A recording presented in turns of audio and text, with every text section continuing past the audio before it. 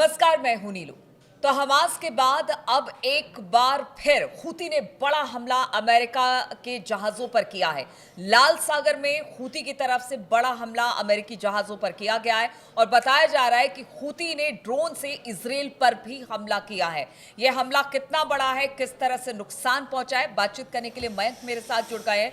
मयंक, इन दोनों हमलों के बारे में जो लेटेस्ट हमले हैं हूती के, जरा उसके बारे में अपडेट कीजिए। देखिए, कल हूतीस की तरफ से एक प्रेस कॉन्फ्रेंस की गई। याह्या सारी जो उनके प्रवक्ता है, उन्होंने ये प्रेस कॉन्फ्रेंस की है और उनकी तरफ से जो दावे किए गए हैं वो बहुत ही सनसनीखेज दावे हैं। हम आपको फिर से रिपीट करके ये साफ साफ बताना चाहेंगे कि ये जो हमले हैं, हम किसी पुराने हमले की बात नहीं कर रहे। हूतीस का कहना है कि पिछले 24 घंटे में इन हमलों को अंजाम दिया गया है। अब जो आपका सवाल है कि हमले कहां कहां और क्या क्या किए गए, हूतीस का दावा है कि उन्होंने पिछले 24 घंटे में 5 क्रूज मिसाइल्स फायर किए हैं। उन्होंने 8 ड्रोन से इजराइल और अमेरिका को निशाना बनाया है। अब ये कहां कहां पे हमले हुए, सबसे पहले हम बात करते हैं अमेरिका के जहाज़ों की। हूती का दावा है कि उन्होंने अमेरिका के 2 एयरक्राफ्ट कैरियर हैरी ट्रूमैन और यूएसएस विंस्कॉन, जो कि अभी भी हाल ही में अरब की खाड़ी में भेजा गया है, इन दोनों पर क्रूज मिसाइल्स से हमला किया है।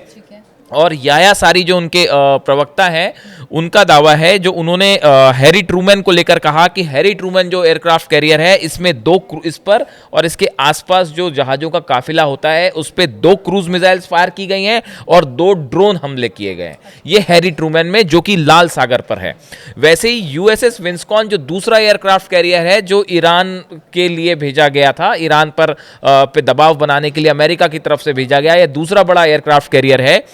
इस पे 3 क्रूज मिसाइल्स और 4 ड्रोन से हमला किया गया है। और ये जो हमले हैं, ये दावा है हूती का। और जो यमन में जो न्यूज़ चैनल्स हैं और जो अखबार है, मीडिया है, उसमें ये दावा किया गया है कि ये हमले पिछले 24 घंटे में हुए हैं। और इसको लेकर अभी अमेरिका की तरफ से कोई बयान नहीं आया है। अमेरिका इस बारे में अभी कुछ भी इसने कोई बयान नहीं दिया है।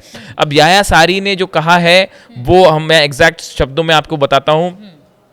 As a part of confronting the American aggression, we targeted the USS Truman aircraft carrier and its escorting warships in the northern Red Sea with 2 cruise missiles and 2 drones. ये उन्होंने हैरी ट्रूमैन पर हमले की बात की है। फिर उन्होंने कह रहे हैं यूएसएस विंस्कॉन को लेकर, दूसरा एयरक्राफ्ट कैरियर है, इसको लेकर हूती की तरफ से कहा है, we also targeted the USS विंस्कॉन aircraft carrier and its escorting warships in Arabian Sea with 3 cruise missiles and 4 drones. ये बड़े दावे हैं। और खासकर जो दूसरा वाला है कि दूसरा अटैक जो है यूएसएस विंस्कॉन में, ये अरेबियन सी में किया गया है। यानी इतने सारे मतलब खासतौर पे अमेरिकियों को टारगेट करना। हाँ, ये देखिए जहाजों को और हाँ, ये देखिए बड़ी बात है। हालांकि अमेरिका की तरफ से लगातार यमन में हमले हो रहे हैं। हाँ, और अभी देखिए जो लगातार हमले हो रहे हैं, उनके भी जो हथियार हैं उनको डिस्ट्रॉय किया जा रहा है अमेरिका की तरफ से, लेकिन इधर से हूती भी लगातार जवाब दे रहे हैं उसका। ये देखिए, अभी जो पिछला हमला अमेरिका की तरफ से हुआ, बता रहा है एक ऑयल पोर्ट जो है उस पर हमला हुआ है, जिसमें 75 लोग यमन में मारे गए हैं। 75 लोग मारे गए और 102 लोग उसमें घायल हुए हैं। फिर ये कहा जाए, इसमें ये कहा गया हूतीस की तरफ से कि ये जो अमेरिका ने निशाना बनाया है, इसमें बहुत सारे सिविलियंस मारे गए। और यूनाइटेड नेशंस के जो महासचिव हैं, उन्होंने भी कंसर्न जाहिर किया है यमन में जो लगातार कैजुअलिटी हो रही है। इसके बाद जो ये दावा है, जिस तरह से ये हम देख रहे हैं अटैक का, ये अपने आप में बहुत सनसनीखेज है। और इससे भी बड़ा तीसरा बहुत बड़ा दावा जो हूतीस कर रहे हैं, वो ये कह रहे हैं कि हमने पिछले 24 घंटे में दूसरा अमेरिका का MQ-9 रिपर ड्रोन मार गिराया है। ये बहुत बड़ी खबर है, बहुत बड़ा दावा है। इसकी सच्चाई के बारे में अभी कुछ नहीं कहा जा सकता, लेकिन जो हूतीस का दावा है, उन्होंने ये कहा है कि 24 घंटे में हमने 2 MQ-9 ड्रोन्स गिरा दिए हैं। ये हम पहले भी चर्चा कर चुके हैं, अपने दर्शकों को बता चुके हैं कि अमेरिका का बेहद आधुनिक ड्रोन है जो हमले में इस्तेमाल होता है, अरबों रुपए में जिसकी कीमत होती है।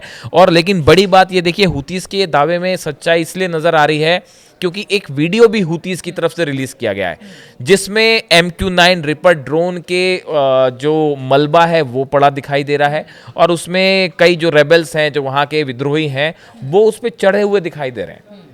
ये तस्वीरें सोशल मीडिया में वायरल हो रही हैं। अच्छा, एक बात यहाँ पर बताइए, क्योंकि हमारे दर्शक भी जानना चाहते हैं, बहुत निर्धारित तरीके से चीज़ों को बताते हैं।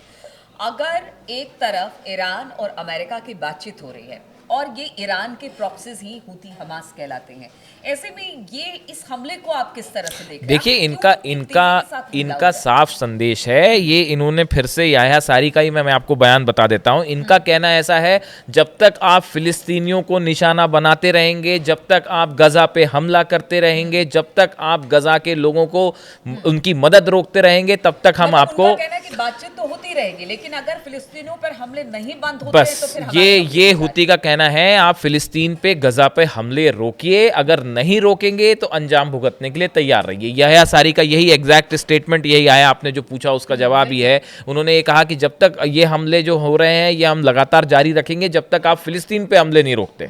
तो एक प्रकार से फिलिस्तीनियों के साथ जो है वो हुतीस खड़ा है और ये लड़ाई कर रहा है। अब देखिए, ये जो MQ-9 ड्रोन की जो हम बात कर रहे थे, इस ड्रोन 24 घंटे में 2 ड्रोन गिराने का दावा, और अगर हम सिर्फ अप्रैल के महीने की बात कर रहे हैं, 1 अप्रैल से अब तक हुतीस का दावा है कि 6 MQ-9 ड्रोन्स गिरा दिए गए हैं। ये बहुत बड़े आंकड़े हैं, क्योंकि ये ड्रोन बड़ा आधुनिक माना जाता हाँ, है आधुनिक के साथ और महंगे भी हैं। और दूसरा ये भी कहा गया है, मतलब ऐसा इनका दावा था कि कुल 21 है, और अगर इन दोनों को जोड़ दिया जाए तो करीब 23 अब तक जो है MQ-9 अमेरिका के रिपर ड्रोन्स जो हैं वो हुतीस तबाह कर चुका है।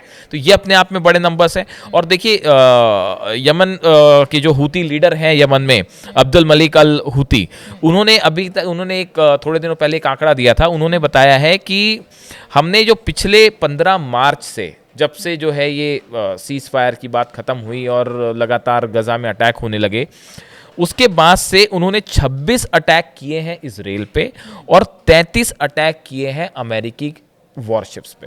अच्छा, हुतीस जो आप कह रहे हो वो लगातार अमेरिकी हमलों के बावजूद पूरी ताकत से लड़ रहा है। अब देखिए, एक बात ये भी हो जाए कि ये हमने अभी अमेरिका पे हमलों की बात की, पिछले 24 घंटे में ही हुती ने इजराइल पर भी 2 बड़े हमले का दावा किया है। और इजराइल का हुतीस का कहना ऐसा है कि ये दोनों हमले जो हैं वो ड्रोन से किए गए। ड्रोन से दोनों जगह निशाने बनाए गए हैं इजराइल में। एक अश्कलोन जो इलाका है ये लगातार हुतीस के निशाने पर होता है। यहाँ पे जो है एक ड्रोन से हमला किया गया, और दूसरा एक हमला इनके एक एयर बेस के करीब किया गया।